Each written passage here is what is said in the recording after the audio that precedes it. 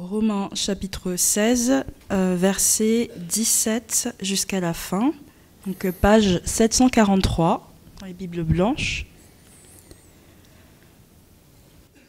Je vous en supplie, frères et sœurs, méfiez-vous de ceux qui provoquent des divisions et font trébucher les autres en s'opposant à l'enseignement que vous avez reçu. Éloignez-vous d'eux, car de tels hommes ne servent pas Christ, notre Seigneur, mais leur propre ventre. Par des paroles douces et flatteuses, ils trompent le cœur des gens simples. Quant à vous, votre obéissance est connue de tous. Je me réjouis donc à votre sujet, et je désire que vous soyez sages en ce qui concerne le bien, et sans compromis en ce qui concerne le mal. Le Dieu de la paix écrasera bientôt Satan sous vos pieds. Que la grâce de notre Seigneur Jésus-Christ soit avec vous. Timothée, mon collaborateur, vous salue, ainsi que Lucius, Jason et Sosipater, mes compatriotes. Je vous salue dans le Seigneur, moi, Tertius, qui ai reçu cette lettre, Gaius qui m'accueille, et chez qui toute l'Église se réunit, vous salue. Éraste, le trésorier de la ville, vous salue, ainsi que le frère Quartus. Que la grâce de notre Seigneur Jésus-Christ soit avec vous tous. Amen.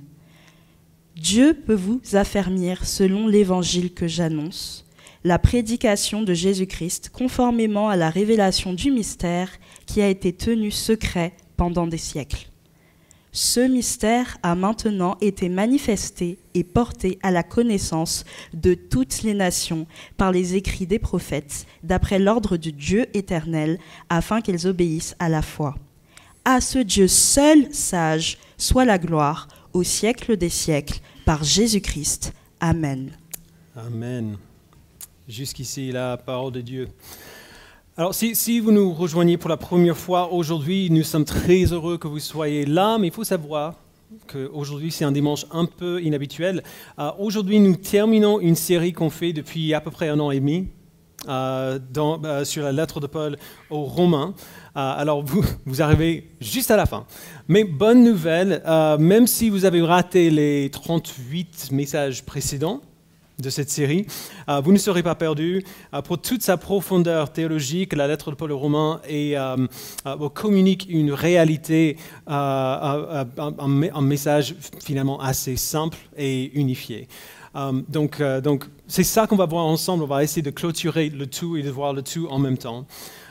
Mais juste pour commencer, mon épouse et moi, Lohan et moi, comme vous savez, on a 2 enfants. Jack qui est là derrière, Zadie qui est malade aujourd'hui, qui est à la maison. Jack et Zadie sont très différents l'un de l'autre et une manière de voir les différences entre eux, c'est un peu les mêmes différences qu'il y a entre moi et Lohan. Une manière de voir ces différences, c'est dans la manière dont ils progressent dans un domaine ou dans un autre. D'un côté, on a Jack. Jack est comme moi. Avec quelques exceptions, Jack progresse principalement par l'encouragement. Et moi aussi. La plupart du temps, il veut voir qu'il est capable de faire quelque chose avant même d'essayer. Il mesure même tout petit en tant que bébé, genre il regardait, il scrutait, il faisait très attention avant de se lancer. Et donc du coup, il a besoin d'être encouragé, qu'on lui explique pourquoi la tâche devant lui n'est pas insurmontable, qu'il a vraiment ce qu'il faut pour l'accomplir. Et moi, je suis exactement pareil dans la plupart des cas. Zadie est plutôt comme sa mère. Elle progresse par le défi. La meilleure manière de convaincre Zadie de faire quelque chose qu'elle ne veut pas faire, c'est de lui dire qu'elle n'en est pas capable. Je ne sais pas, chérie, c'est vraiment dur, je ne sais pas si tu peux y arriver. Et elle dit, ok, d'accord, regarde. Et puis elle fait, ou au moins elle essaie. Parfois, elle prend ce regard qui me fait un peu peur, si je suis honnête, et elle dit, allez, dis-moi que je ne peux pas le faire. Dis-moi que ce n'est pas possible. Et quand on le dit, elle le fait, ou au moins elle essaie, elle se lance. En réalité, évidemment, c'est plus subtil que ça, il y a des exceptions pour les deux, comme c'est le cas pour nous tous, et c'est normal. Le défi et l'encouragement sont tous les deux des motivateurs très importants pour nous. Les défis nous donnent une image réaliste de ce que nous sommes aujourd'hui et l'encouragement nous donne l'espoir que nous pouvons être plus que nous ne le sommes déjà aujourd'hui. C'est essentiellement cela que Paul nous donne dans cette lettre, le défi et l'encouragement. Il nous présente ce qui se passe réellement dans notre vie en tant que chrétien, pour qu'on voit clairement quel est le défi devant nous, quelle est la tâche que nous devons faire, que nous devons surmonter.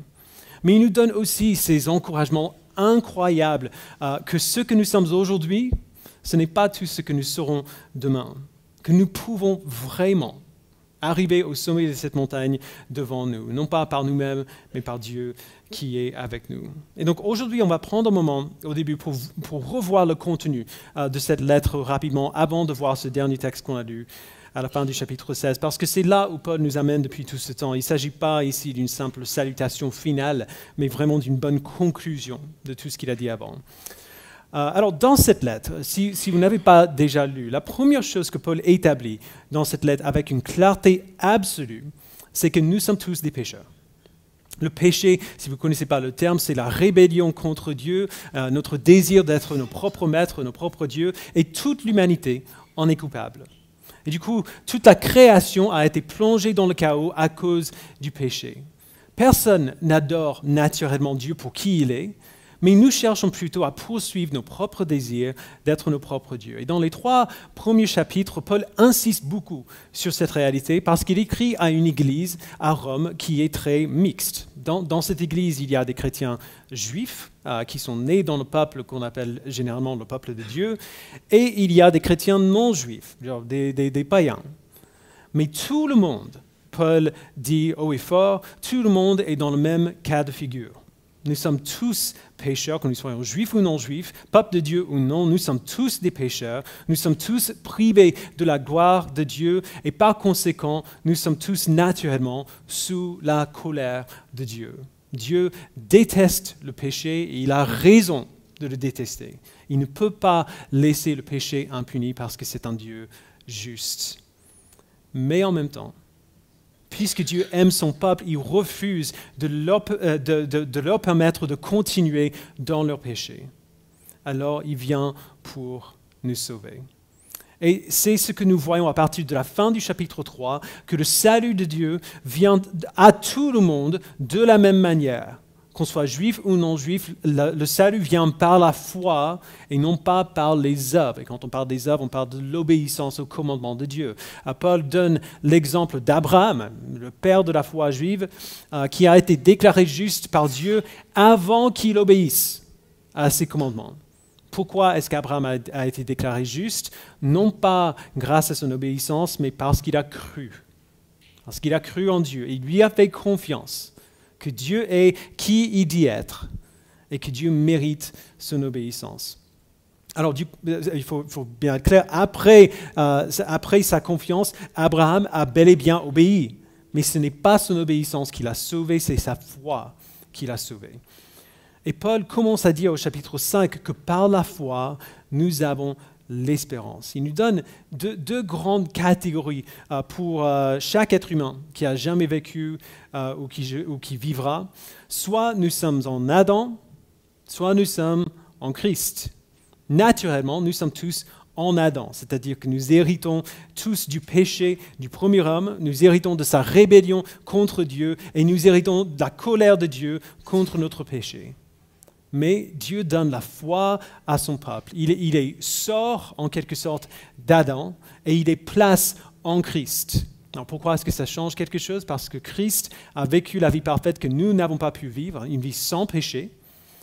Il a pris la rébellion de son peuple, le péché de son peuple sur lui-même et a été puni pour ce péché à notre place. Maintenant, par la foi, nous vivons dans l'obéissance parfaite de Christ.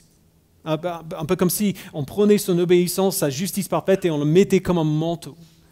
Dieu nous regarde, il voit la vie parfaite de son Fils que nous portons maintenant et il nous déclare juste parce qu'il voit la justice de son Fils. C'est ainsi que Dieu peut punir le péché tout en sauvant le pécheur. Il place notre péché sur Christ et punit Christ pour ce péché et il place la perfection de Christ sur nous et il nous déclare parfait. Et Paul dit au chapitre 8 que peu importe quelles sont nos luttes d'aujourd'hui, quelles sont les choses avec lesquelles nous avons encore du mal, peu importe combien nous voyons encore de péché dans nos propres vies, cela ne change pas la réalité que ce péché que nous voyons tous les jours en nous est bel et bien puni. A été puni à la croix avec Christ il y a 2000 ans, nos péchés passés, présents et futurs, et maintenant grâce à lui, il n'y a strictement rien qui peut nous séparer de son amour, même pas notre péché d'aujourd'hui. Rien ne séparera ses enfants de son amour. Et grâce à cette réalité, nous avons de l'espérance. Nous avons l'espérance pour la vie éternelle, la promesse que grâce à Christ, nous allons vivre pour toujours dans la joie parfaite avec lui.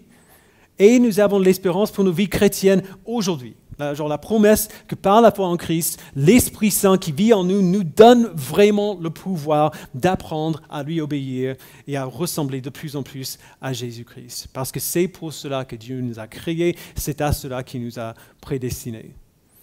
Et puis au chapitre 9, Paul élargit son champ de vision pour montrer que ce salut de Dieu est venu à tous les peuples, pas juste aux Juifs. Les Juifs ont reçu le Sauveur que Dieu leur a promis, même s'il y en a plusieurs qui ne l'ont pas accepté. Le Sauveur que Dieu a promis est venu au peuple juif, et les non-Juifs ont été ramenés dans ce salut que ce même Sauveur apporte. Et par conséquent, ces groupes très divers peuvent vraiment vivre en unité.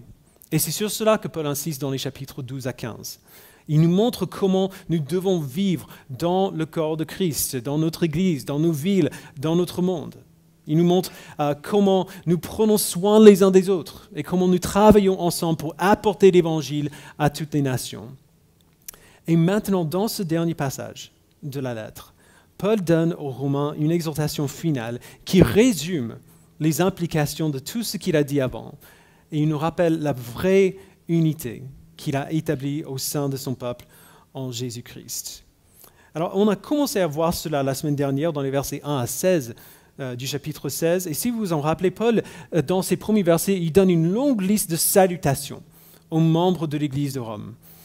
Et puis après cela, plutôt que de continuer dans les autres salutations qui lui restent encore à donner, il fait une pause, en quelque sorte, il les interrompt par cette exhortation. Combattez la division dans l'Église à tout prix. Donc c'est là où on commence à relire dans les versets, à partir du verset 17. Il dit, je vous en supplie, frères et sœurs, méfiez-vous de ceux qui provoquent des divisions et font trébucher les autres en s'opposant à l'enseignement que vous avez reçu. Éloignez-vous d'eux, car de tels hommes ne servent pas Christ notre Seigneur, mais leur propre ventre.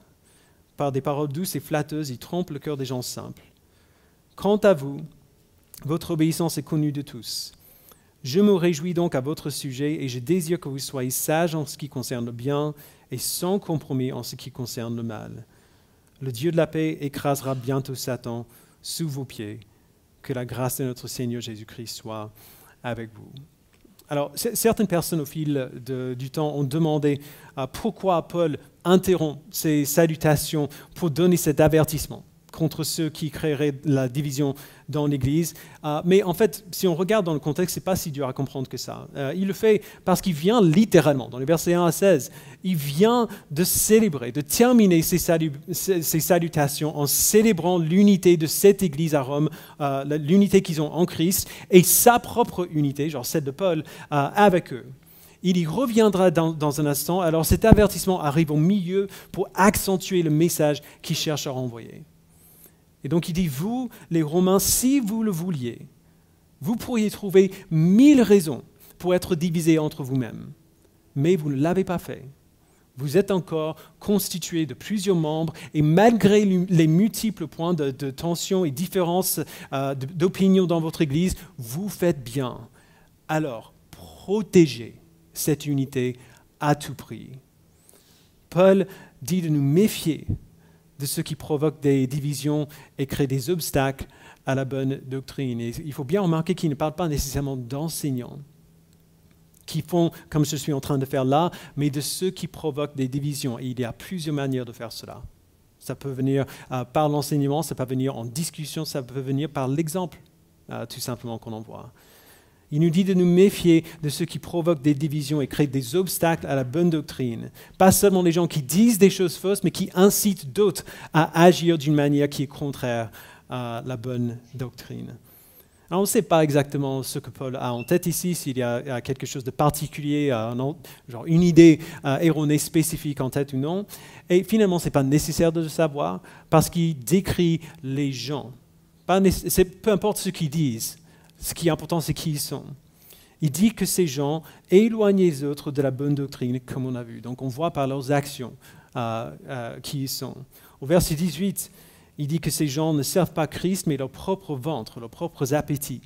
Peu importe quelle impression ils donnent, leurs buts sont fondamentalement égoïstes.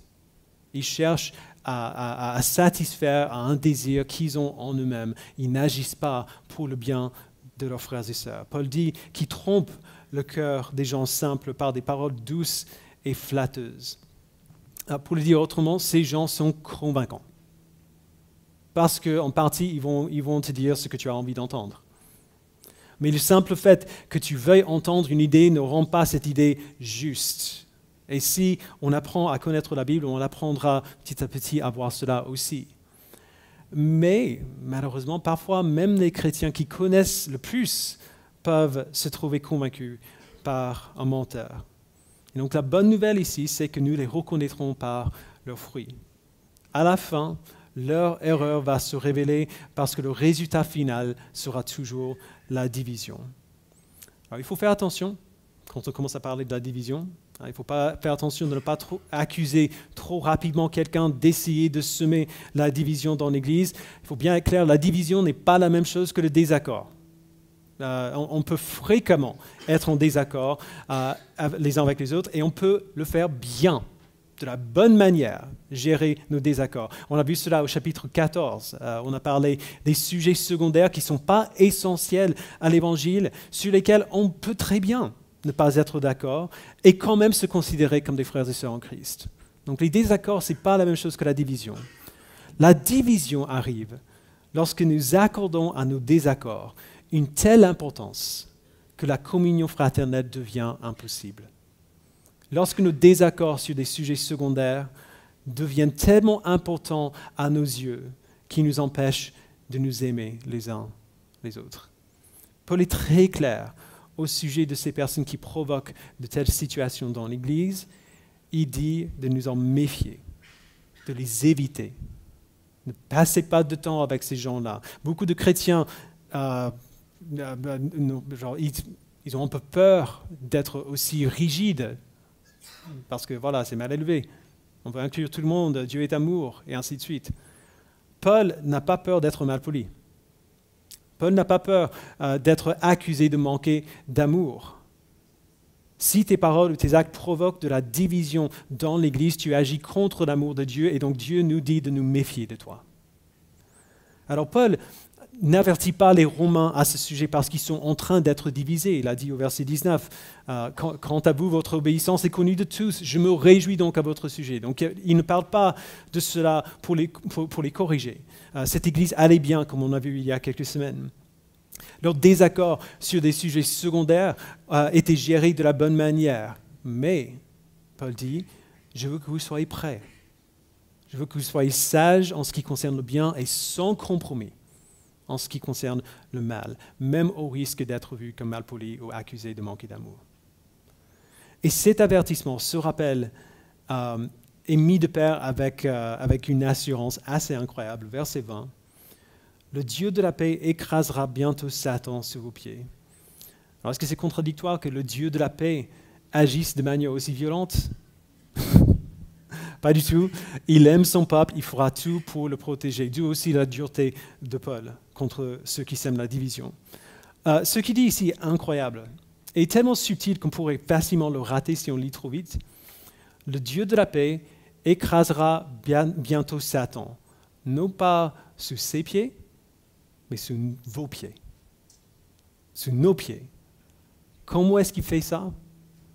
En nous donnant tout ce qu'il nous faut pour vivre unis, les uns aux autres. Plusieurs membres d'un seul corps qui vivent l'Évangile ensemble et qui apportent l'Évangile à d'autres. Nous sommes passés par une situation divisive dans notre Église l'année dernière. Si vous étiez là, vous vous souviendrez de combien c'était déconcertant, douloureux, effrayant. Mais Dieu n'a pas permis à cette situation de diviser l'Église.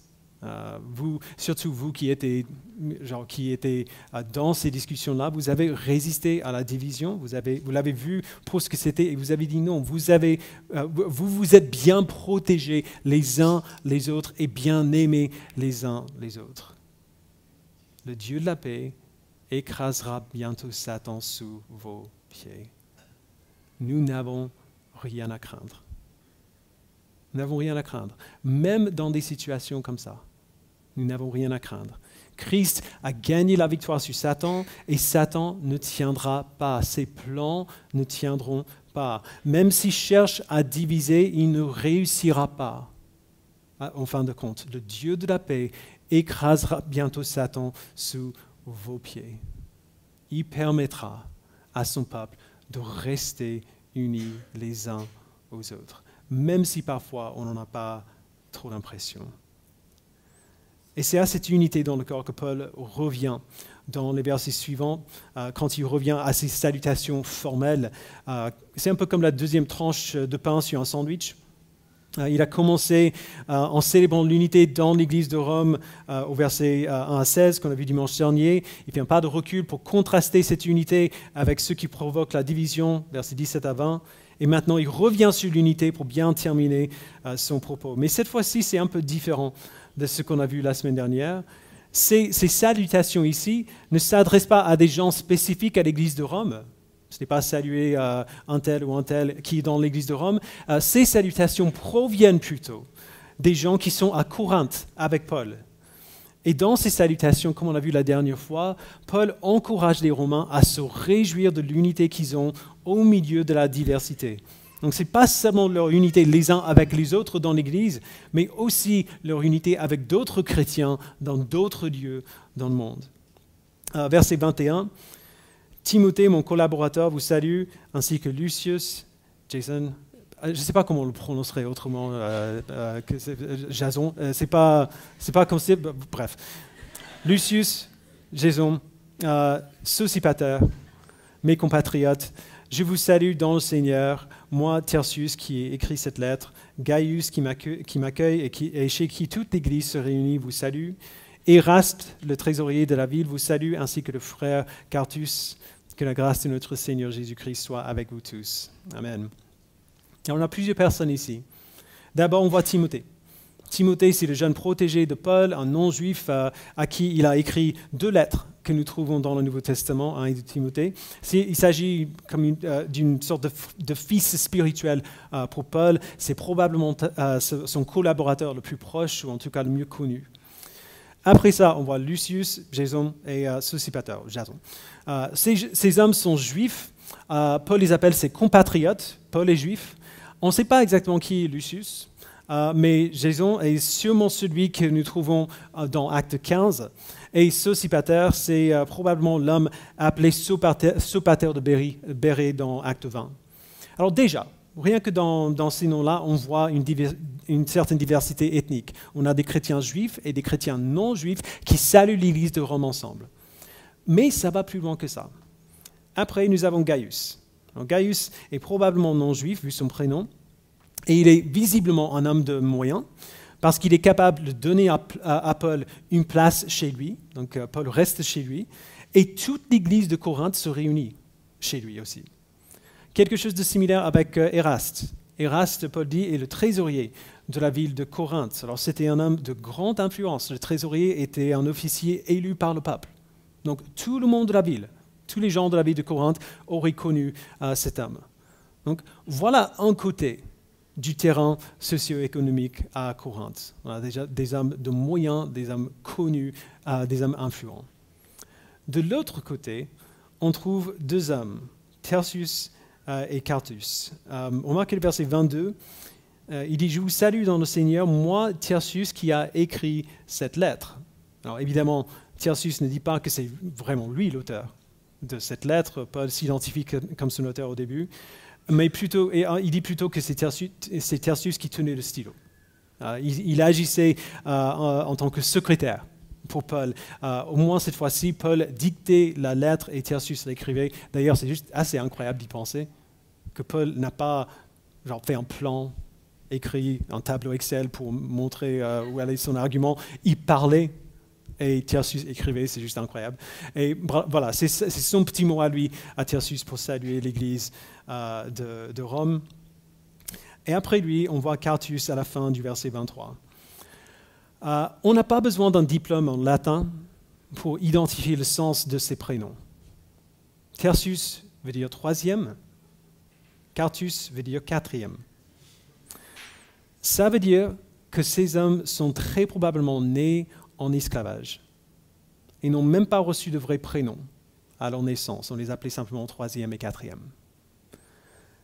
Et tout de même, Paul appelle Quartus le frère, notre frère.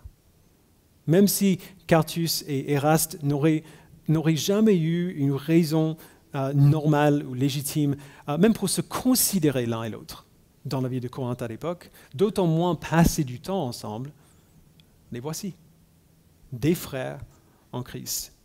Tertius et Quartus étaient vus et reconnus par des hommes qui n'avaient aucune raison de les voir ou de les reconnaître.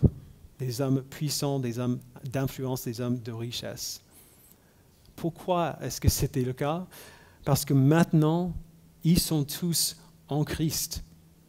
Alors, ils ne se définissent plus par leurs origines, par leur pouvoir, par leur richesse ou par leur pauvreté. Ils se définissent par qui ils sont en Christ.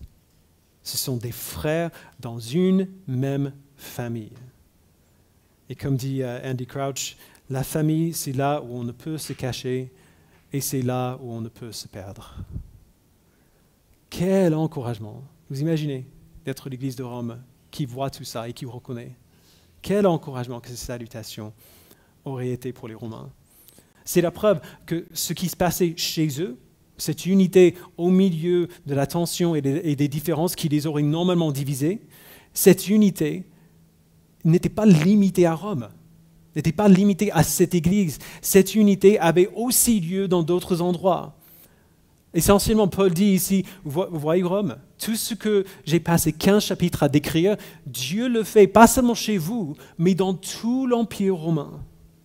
Quel encouragement! Et fortifiés par cet encouragement, les Romains quittent la lecture de cette lettre avec une motivation renouvelée et une puissance de vivre unis les uns aux autres, comme des chrétiens juifs et non juifs, des membres d'un seul corps. Ça va être dur. Ça va demander du travail, Paul a déjà expliqué tout cela plus tôt. Mais c'est possible. Et maintenant, ils le savent. Alors comme Paul fait habituellement, il termine sa lettre par une doxologie qui sert de rappel de l'assurance que les Romains ont en Christ à la lumière de toutes ces vérités incroyables qu'il leur a communiquées. Verset 25. « Dieu peut vous affermir selon l'évangile que j'annonce, la prédication de Jésus-Christ, conformément à la révélation du mystère qui a été tenu secret pendant des siècles. Ce mystère a maintenant été manifesté et porté à la connaissance de toutes les nations par les écrits des prophètes, d'après l'ordre du Dieu éternel, afin qu'elles obéissent à la foi. À ce Dieu seul sage, soit la gloire au siècle des siècles par Jésus-Christ. Amen. » Il faut qu'on se rappelle que Paul a donné aux Romains des tâches assez lourdes ici. Si vous vous souvenez de ce qui est venu avant, vivre en unité, dans un contexte où la division aurait été la chose la plus naturelle au monde. Prendre à cœur le besoin des personnes dans d'autres lieux, comme l'Espagne. Vivre en pratique les réalités gigantesques qu'il a décrites dans Romains 1:8. C'est une charge lourde qui place sur leurs épaules. Mais la bonne nouvelle qu'il a dit plusieurs fois dans cette lettre déjà, c'est que la réussite de cette charge ne dépend pas des chrétiens. Nous ne devons pas trouver nous-mêmes assez de force pour accomplir cette œuvre. C'est Dieu qui peut nous affermir en nous ancrant dans l'évangile de Jésus-Christ C'est ainsi qu'il a toujours fortifié son peuple. On regarde ce qu'il dit dans le verset 25 à 26, quand il rappelle aux Romains les révélations données par les prophètes qui sont maintenant rendues claires dans l'évangile de Christ. Ça aussi, Paul a fait plusieurs fois dans cette lettre pour nous rappeler que tout ce qu'il décrit dans cette lettre, ça a toujours été le plan de Dieu, dès le début. Jamais une seule fois, Dieu n'a dévié de son plan et il ne le fera pas maintenant. Ce qui est une très bonne nouvelle pour nous, parce que le but et l'intention de Dieu, que Paul a déjà exprimé dans le premier chapitre, verset 5, c'est que les nations obéissent à la foi. Si c'est ça son but, et c'est ça son plan, il va réussir. C'est Dieu qui nous donne la foi pour obéir. C'est Dieu qui nous donne la force de rester unis et de nous aider les uns les autres à grandir en obéissance. C'est Dieu qui nous donne la foi pour entreprendre sa mission d'apporter l'Évangile aux nations. C'est lui qui fait tout cela, à travers son peuple et pour le bien de son peuple. C'est incroyable comment dans l'Église, le service sert les serviteurs et pas seulement ceux qui sont servis. Comme Joe a dit il y a quelques semaines, on ne sait pas si Paul a réussi à aller en Espagne. On sait qu'il est arrivé à Rome. Après ça, on ne sait pas ce qu'il est devenu. Finalement, ce n'est pas très important. L'Évangile est arrivé en Espagne parce que Dieu l'y a apporté. Et il y a apporté bien plus loin encore, jusqu'à nous, 2000 ans plus tard. Dieu accomplit cette œuvre glorieuse dans son Église, selon sa sagesse pour sa gloire par Jésus-Christ.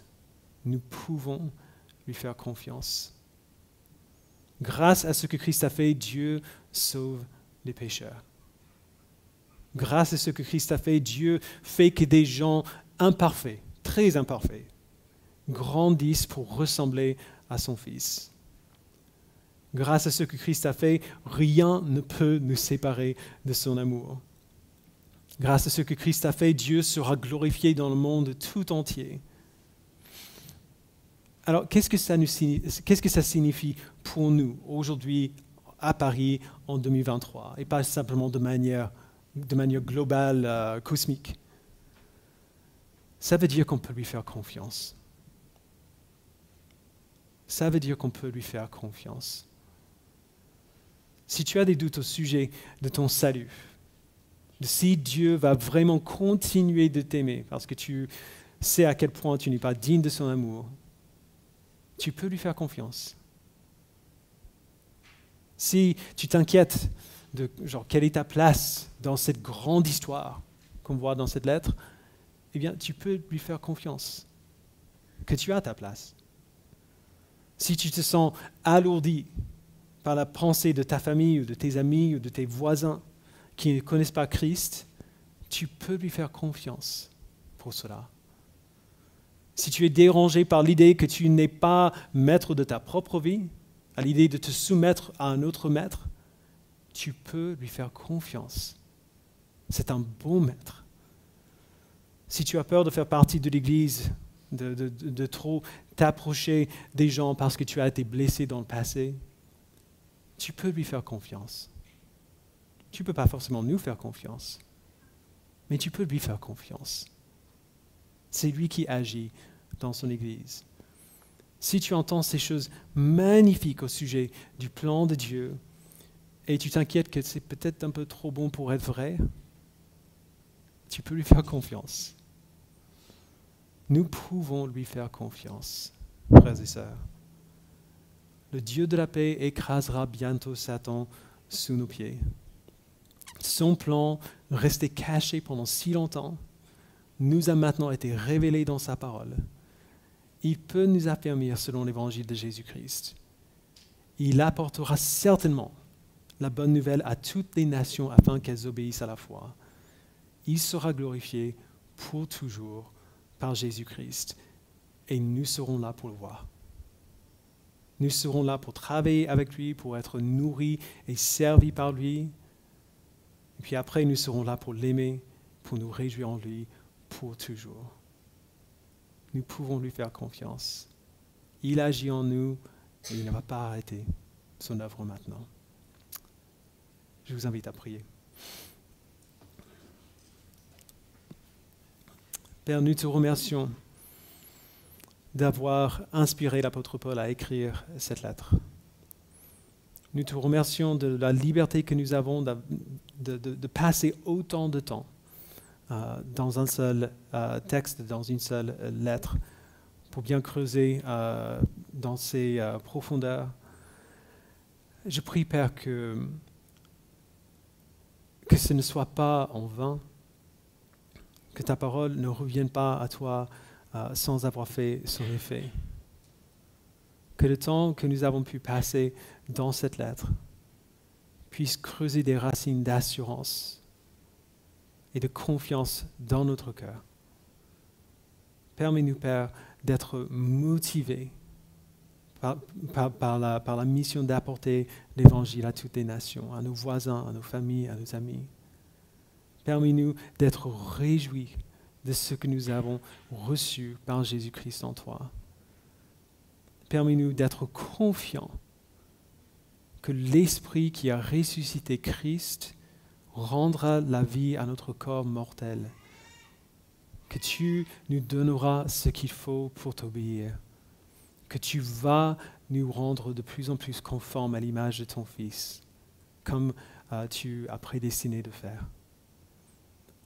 S'il te plaît, Père, donne-nous la confiance que vivre pour toi, nous soumettre à toi, nous aider les uns les autres à vivre pour toi, vivre en unité même quand c'est difficile.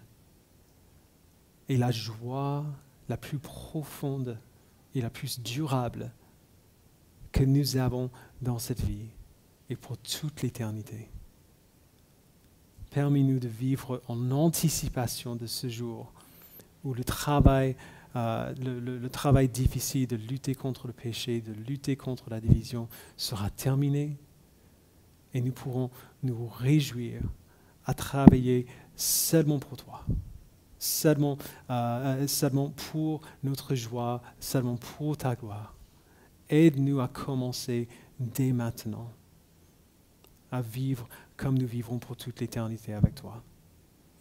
Au nom de Jésus-Christ, nous prions. Amen.